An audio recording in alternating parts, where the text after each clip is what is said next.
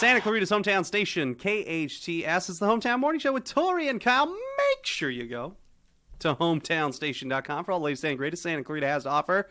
Speaking of the greatest, Woo! Santa Clarita has to offer, he is Richard Szerman from Alta Realty Group, and he joins us now. Richard, how are you? I'm doing very well. How are you guys? We're fine. We have fun with you. Listen, you are so, you come here to talk about some serious stuff, but we love you and we have fun with you, and we have fun. Well, thank you. It's a pleasure to be here. I mean, I love that you guys are willing to have me on. I still don't know entirely why, but thank you. I enjoy it.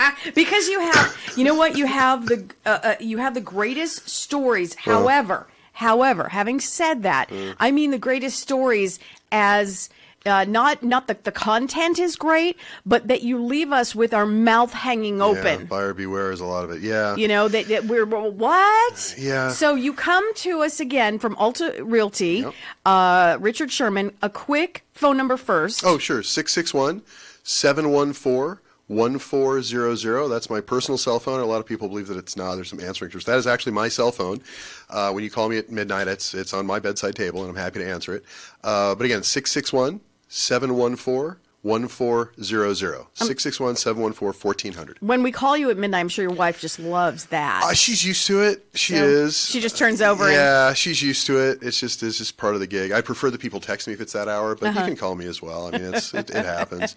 Richard Szerman from Alta Realty comes in with stories of just shocking to Kyle and to me. We just sit here with our mouths open, and you come again with yet another story. But this one, there's going to be, I have a feeling there's going to be a resolve. So, so start from, okay, so here's the story. This is just, we were talking about this just before I came on air we just got a case in my office, which we have attorneys on staff as well, and that's why this is important. My wife's a real estate attorney. We sort of rely on her good graces to sort of take a lot of these pro bono cases. And it's always the same thing. She always says, well, I don't have time for this, but tell me about the case. And I tell her about the case, and despite having a very complete schedule of her own and really, truly not having time for these things, she always says, well, okay, fine. Because it always comes down to the same thing. If we don't help these people, I'll tell you the story in a second, no one's going to. There is no outreach for them. There really isn't. So we're kind of as we are with a lot of the foreclosure defense stuff we do. And again, why we do it for free, because we can. I mean, we're just lucky enough to be in that position. But anyway, so here's the story. So client comes into the office, and she tells me her house has been foreclosed on despite the fact she got a loan modification. So I said, well, did you? Yeah. I said, okay, well, you must have not paid the loan modification. She goes, no, they foreclosed before the modification started. And that sounded weird. And I said, well, okay, come into the office. And I was very skeptical because what she just described is a massive violation of the law on the bank's part. But I said, come into the office to take a look. So she showed up, and very nice person, and she gives me, the first letter she gives me says, it is from the bank. It's from a bank called New Res, and so I won't use the client's name, but I will certainly use the bank's name. New Res used to be PHH and a few other things that got together to become New Res. PHH had a pretty rough reputation to begin with, and now they become New Res. Banks do that. They like to change their names to rather than fix the problems or their attitudes. They prefer to just change the name when they have enough bad press. And that's Stop what it. happened here. Well, is that true? Well, yeah, that's why Mr. Cooper exists. There used to be a company that was really awful that had to change its name to Mr. Cooper. I feel sorry for people named Cooper in this country now because Mr. Cooper's an odd name for anything except somebody named Cooper. But they changed the bank to that after they spent a bunch of money doing focus groups and what'll be friendly and nice. And yeah, they were awful then. They're awful now. Nothing has changed. They don't spend money to fix the problem. They spend money to rebrand. But anyway, New Res. What they did is they sent her a letter saying you have a complete package. She had counsel. She had somebody helping her with this. It wasn't us, but she had somebody helping her with it. So she got to the point where she had a complete package. They sent her a letter. We have a complete package. We are reviewing it. Because we have a complete package, all foreclosure activity has been paused. It's a standard letter. We get them all the time. She didn't understand what a watershed letter that was, neither, unfortunately, did her counsel. There's something in California called the Homeowner Bill of Rights. It's actually the Homeowner Bill of Rights Mark II now. But anyway, what it says is if the mortgager and mortgagee are working in good faith to resolve a problem, the bank cannot foreclose. The actual word that's used in the law is advance the foreclosure process. The bank is prohibited from advancing the foreclosure process. So that's why it's a big deal. You get this letter. They can't advance the foreclosure process. Now they may say no to my request, and they may go right back to foreclosing the day after. But at least for the moment, it's a stay of execution. It's on pause. Let's see what we're doing. Pause. Yeah. Mm-hmm. So she gets this letter. 10 days later, they sold the house anyway. 10 days later, it went to trustee sale. They sold the house anyway. She got somebody knocking at her door saying, I now own the house. Please get out.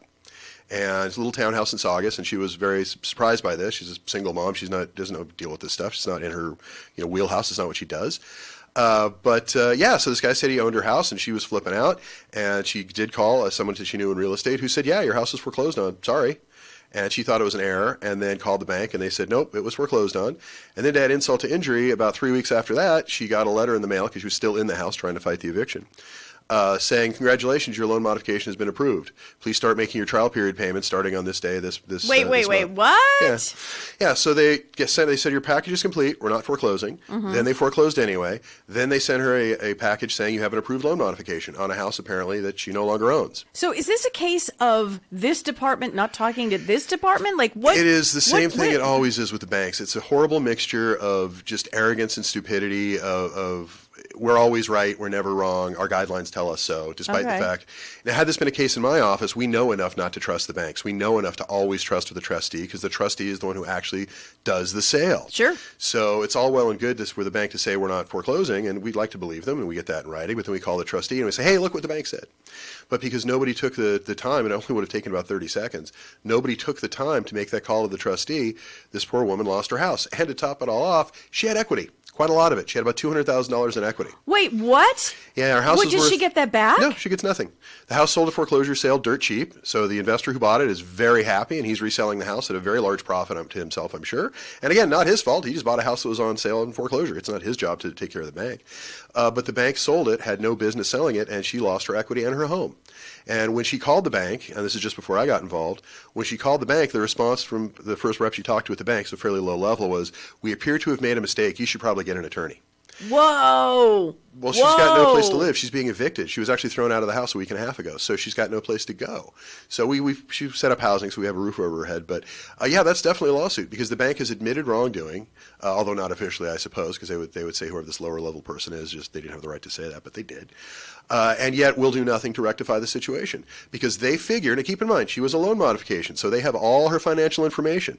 So anyone who bothered to pull up her file on the computer is going to see what she makes every year and what she makes every month, and is going to know that she doesn't have the wherewithal to hire an attorney to fight this. But Superman in a cape, well, Richard Szerman. She heard about it. Matter of fact, I think she heard me on KHTS originally, so thank you again for that. And she called us up, and we said, they're rarely this black and white, to be honest with you, but you have a letter that says they're not going to foreclose. They foreclosed anyway, and then they clearly didn't even know they'd foreclosed, at least that department didn't, because then they sent you a loan modification, and they stole your equity. That's what happened. They stole your house. It is just that simple. It is no different than somebody coming up and stealing your bicycle. I guess it's different because the bicycle wouldn't be worth what a house is. You don't live in a bicycle, so I guess it's worse. But they stole her house. And so now she and her kids have had to move. They had to surrender the keys as part of a negotiated settlement with the person evicting them, which also happened before I was involved, because I would not have done that. But the lesson here is, just because you have counsel that you think is doing it correctly does not necessarily mean they're doing it correctly. Unfortunately, this person who was helping her was not an attorney, otherwise it would be a malpractice case as well. It was just some friend of a friend type deal who seemed to know something about this stuff, and he was obviously completely incorrect. He had no clue what he was doing, because all this would have taken to rectify all of this is prior to the foreclosure, one quick call to the trustee. I don't think it would have taken 30 seconds. Would have sent an email to the trustee showing him a copy of that same letter that she got from the bank. Problem solved. But nobody bothered to do that, and so now this woman has no home and she's lost her equity. But Richard, in all fairness, we don't know. Yeah. We don't know to do that. If someone comes knocking on your door, it's a scary situation. Yeah. You're confused. Yeah. You have, it's just we don't know, and that's where you come in. That's why we're here. So in the remaining 10 seconds that we have, Richard, phone number, give them all you got, because honestly, we just need you. We need you. 661-714-1400. One last little thing. If she goes to court, she'll win a monetary judgment. They will not give her back the house. Judges will not undo foreclosures, even in circumstances like this. They'll say you have a judgment against the bank for a lot of money, but go buy a new house, but you don't get that one back because the guy who bought it wasn't his fault. And that's ridiculous. Yeah. So, but anyway, my phone number. Hopefully the monetary will be enough to put her in a nice place and rebuild her life. Ordinarily, to do a case like this, it would cost somebody in her position somewhere between $50,000 to $100,000 before she ever saw the inside of the courtroom. And she doesn't have the money to do that. She just lost her house. She's got no place to live. She doesn't have $50,000, $100,000 lying around to do this. And there is really no other public outreach. There's really no other public outreach I've ever seen that's really effective. So you have to have an attorney who's willing to just step up and do this. And luckily for me and for this client, we have my wife. So thanks. Thank you, honey, for listening. It's a family. It's a family business. business, and we Yeah, love you. an obsession. We love you so much for everything you do, Richard. here to help. Honestly, the community would not be the same without you. Thank So you. phone numbers. Phone numbers. My cell phone is always the best way to get me, either by cell or by text.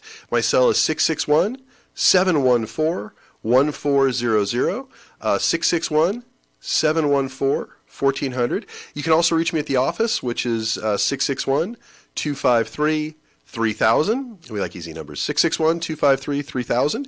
Or you can always get to me through the station here at KHTS.com. Yeah, absolutely. So, yeah. Hometownstation.com. You can give us a buzz. If you're in the car, you couldn't write anything down. Also, if you want to just replay this interview, it will be on YouTube in the next 24 to 48 hours. Yep. Richard, always a pleasure. You too. Love the stories and hope the outcomes. We'll work it out for her. Exactly. She'll be good. She'll be good? Yeah, it's going to take some time, but she'll be all right. All right, excellent. Thank you so much.